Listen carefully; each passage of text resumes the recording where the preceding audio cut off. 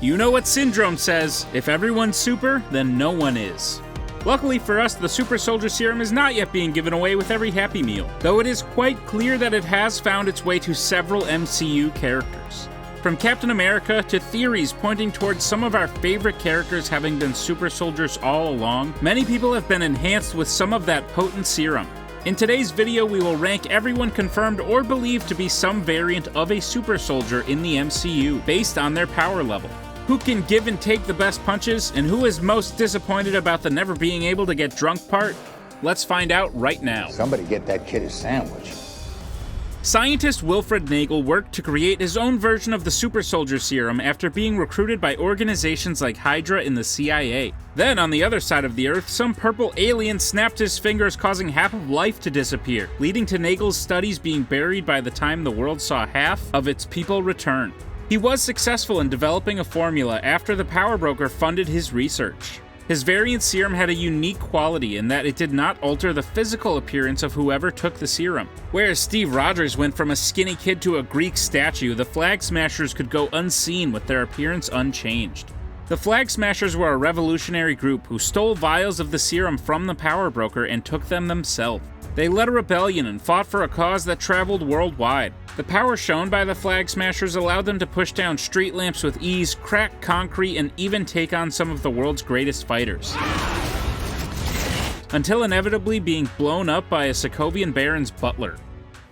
In the comics, the Red Room and the Black Widow program employs a toned-down, augmented variant of the Super Soldier Serum into its subjects. In the MCU, while this hasn't been explicitly stated, there are certainly a lot of signs pointing to this being a valid theory. The leader of the Red Room, Dreykov, clearly had some kind of access to a version of the Super Soldier Serum, given his close relationship with Alexei Shostakov, the Red Guardian.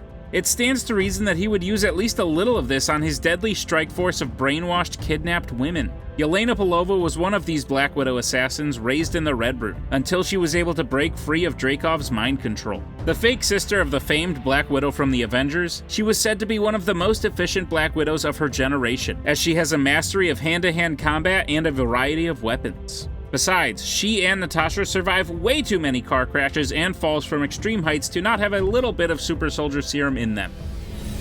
Karli Morgenthau was the leader of the revolutionary group the Flag Smashers, and the one who physically stole the vials of Super Soldier Serum developed by Wilfred Nagel from the power broker. Given that this variant of the serum did not change appearances, Karli had an added element of surprise that allowed her to knock Bucky Barnes out of the back of a truck. Karli's cause has taken over her life, giving her the conviction to make some questionably deadly choices. She blew up buildings with civilians inside, and even used her super soldier strength to kill Lamar Hoskins, also known as Battlestar. She seemingly did this by caving in his chest with a single punch. You're killing innocent people. They're not innocent. They're roadblocks in my journey, and I'd kill them again if I had to. While Karli's fighting history is somewhat unknown before she took the serum, she seems to fit the role rather quickly. Ultimately, she pissed off the wrong people, as Sharon Carter, now revealed to be the power broker, shot her dead for ever daring to cross her. Natasha Romanoff is the Black Widow. She gave her life for the Soul Stone, allowing the Avengers to bring everyone back. While she may have a somewhat murky past, she proved herself to be a hero through and through. Just like the rest of the Black Widows, she was raised in the Red Room to be a killing machine, and was more than likely given some variant of the Russian Super Soldier Serum as part of her training. I mean, after seeing her in her own movie, I would believe it.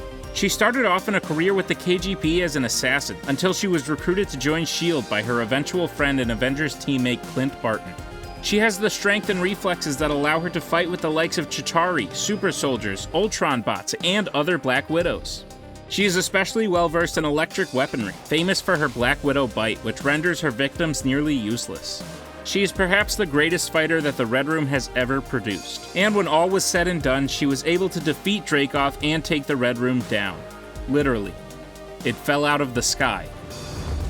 During the Cold War, Alexei Shostakov became a Russian symbol meant to rival the status of Captain America.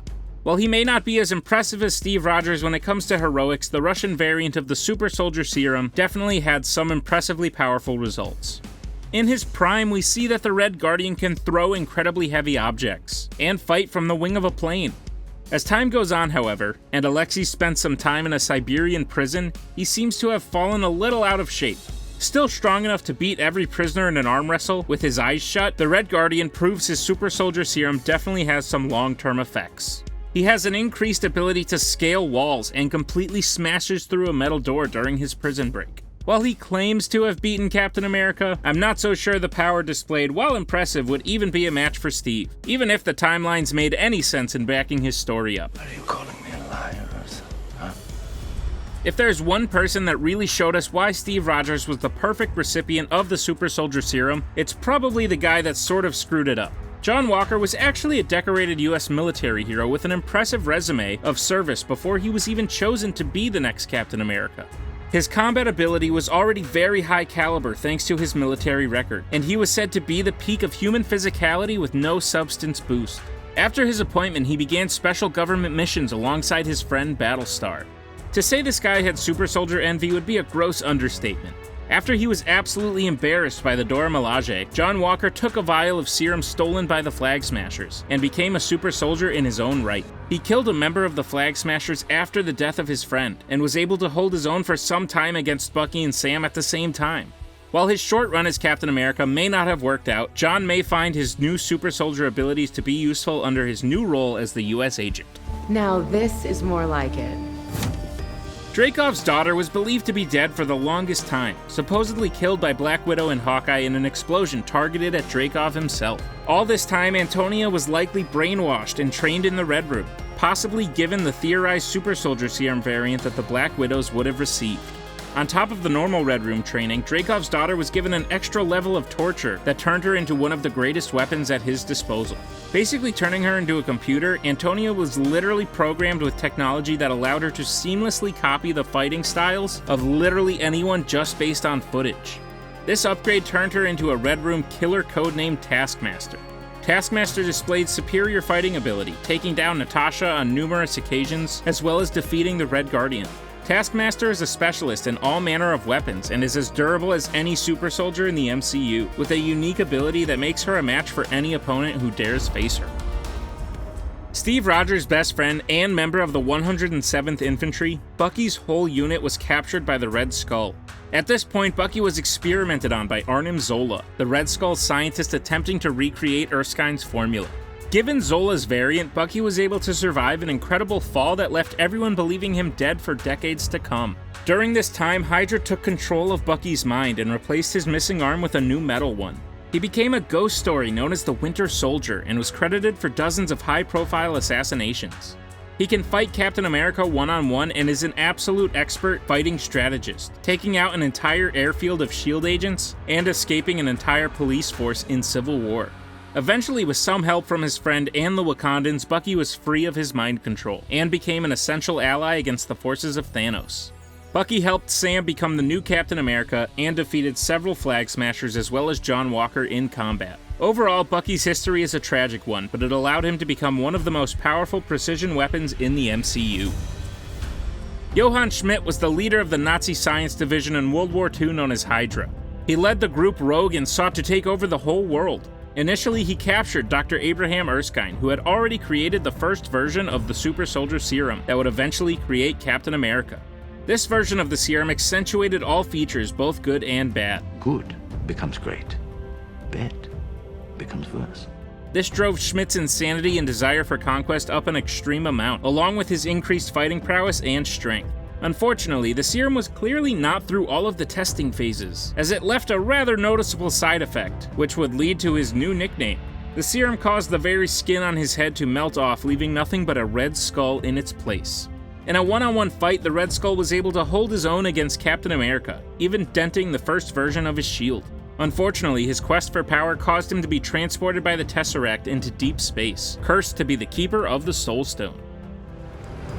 There are several well-credited rumors that Dr. Erskine's original super soldier formula utilized the heart-shaped herb that grows in Wakanda thanks to the mound of vibranium that a meteorite left there so many years ago. If this is to be believed, then the strength of the Black Panther essentially comes from the most naturally occurring version of the super soldier serum in the MCU, making T'Challa a super soldier in his own right. He's the protector of Wakanda, and after the death of his father, King T'Chaka, he became its ruler. When the strength of the Black Panther is stripped away, T'Challa is still a great fighter, driving M'Baku to surrender in ritual combat. With the heart-shaped herb inside him, he can accomplish incredible feats like taking down rhinos, run at speeds as fast as Captain America and Bucky, and take direct punches from Thanos. If anything, T'Challa's willpower gives him incredible strength, as it allows him to defeat enemies arguably stronger than himself. His strength is immense, and his reflexes are turned up to an 11, even cat-like, some would say. Isaiah Bradley was a Korean War veteran who was unwillingly given an experimental version of the super soldier serum that had killed off several other test subjects. These horrifying experiments were violations of human rights, and thus were buried, hidden from history. Isaiah was the only survivor of these tests, and thus was given super soldier abilities and fighting prowess. He was even sent to South Korea to fight the Winter Soldier, who had already killed several American operatives. Several years later, we would find out that Isaiah beat him handedly. I met at 51. If by met you, I whooped your ass. Isaiah was wrongfully imprisoned for 30 years, as HYDRA and the US government attempted to further hide their past that included him. While in prison, Wilfred Nagel forcibly took his blood in an attempt to recreate that version of the serum that ran through his veins. Even in his advanced age, Isaiah still possesses incredible strength. Years after faking his own death, the new Captain America, Sam Wilson, made sure that everyone knew Isaiah's heroic past, memorializing his story in a museum.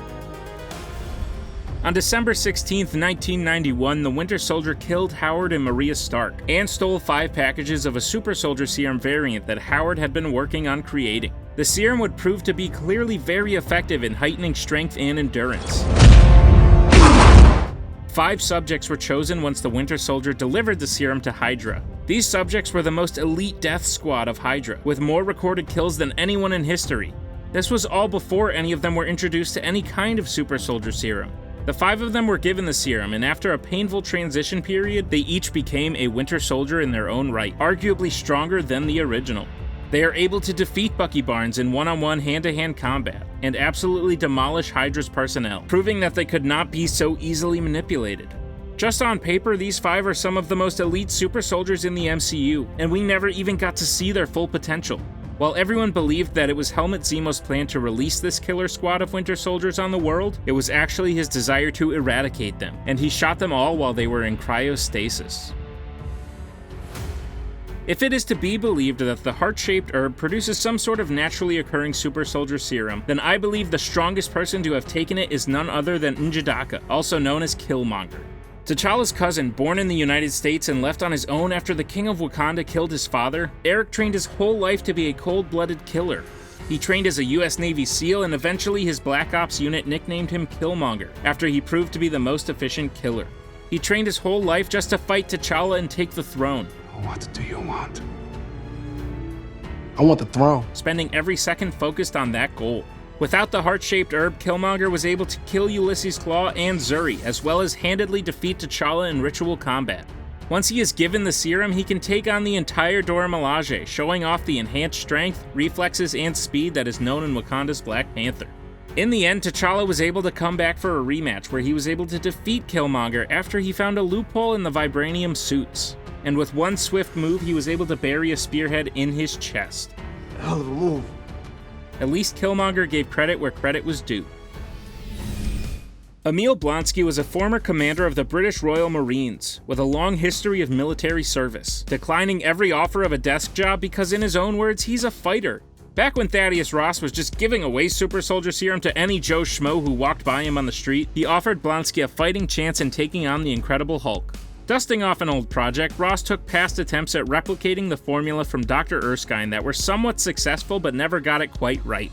However, they still succeeded at giving Blonsky enhanced strength and reflexes, as well as an increased healing factor that really helped after Hulk kicked his face into the next universe 3 phases before the MCU would even introduce the multiverse. Blonsky's true power came when he became Abomination. Already feeling adverse side effects from the serum Ross gave him, he demanded that Samuel Stearns give him the same power that lied within Bruce Banner. Infusing Blonsky with Bruce's blood, the mixture with the serum inside him truly was an abomination. It allowed Blonsky to nearly defeat the Hulk and destroy Harlem in the process. High-powered rockets had no effect on him, and his strength, speed, and stamina grew equivalent to that of the Incredible Hulk. He has been waiting in maximum containment for his glorious return ever since. Steve Rogers may be one of the most iconic heroes in history.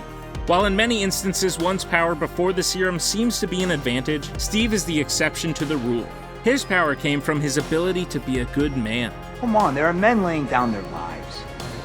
I got no right to do any less than them. While he may not have had the strength of a soldier, he definitely had the heart of one.